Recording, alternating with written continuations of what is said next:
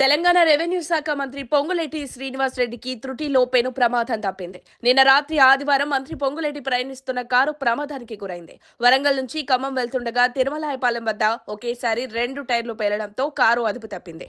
అసలేం జరిగిందో అర్థం కాని పరిస్థితుల్లో పొంగులేటి ఆయన తేరుకోవడానికి గంట సమయం పట్టిందట. అయితే డ్రైవర్ చాకచక్యంగా వ్యవహరించడంతో పెను ప్రమాదం తప్పింది.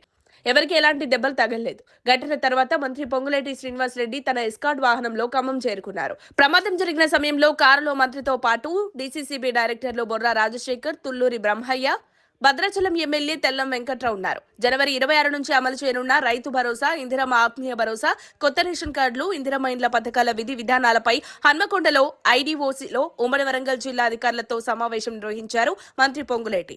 ఈ సందర్భంగా ఆయన మాట్లాడుతూ రాష్ట్రంలో రాజకీయాలకు, కులమతాలకు అతీతంగా ఇందిరమ్మ ఇళ్ల కేటాయింపు జరుగుతుందని మంత్రి పొంగులేటి శ్రీనివాస్ రెడ్డి తెలిపారు. ఒక్క రూపాయి ఎవరికి ఇవ్వాల్సిన పని లేదని స్పష్టం చేశారు.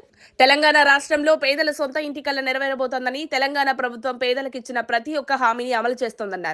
అంతేకాకుండా అర్హులైన ప్రతి ఒక్కరికి ప్రభుత్వ పథకాలు అందించడమే తమ లక్ష్యమని రాష్ట్ర గృహ నిర్మాణ, రెవెన్యూ శాఖ మంత్రి పొంగులేటి శ్రీనివాస్ రెడ్డి తెలిపారు.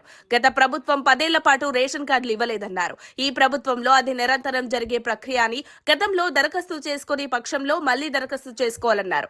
మొదటి విడతలో లబ్ధి చేకూరని వారికి తర్వాత విడతల్లో ప్రతి ఒక్కరికి లబ్ధి చేకూరుస్తామన్నారు. గత ప్రభుత్వం ఎవరికి పడితే వారికి అనుగుణంగా ఉన్నవారికి, కొండలకు గుట్టలకు కూడా రైతు బంధు ఇచ్చిందని, తమ ప్రభుత్వం అలాంటి తప్పు చేయదన్నారు. జనవరి 26 నుంచి రైతు భరోసా నిధులను రైతుల ఖాతాల్లో నేరుగా జమ చేస్తామని మంత్రి పొంగులేటి తెలిపారు. సాగుకు యోగ్యమైన భూములకి మాత్రమే రైతు భరోసా ఇస్తామని పొంగులేటి శ్రీనివాస్ రెడ్డి స్పష్టం చేశారు.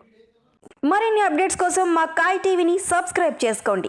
మా వీడియో కనుక మీకు నచ్చినట్లయితే లైక్ చేయండి, షేర్ చేయండి. మీ విలువైన అభిప్రాయాలను కామెంట్ బాక్స్లో తెలియజేయండి.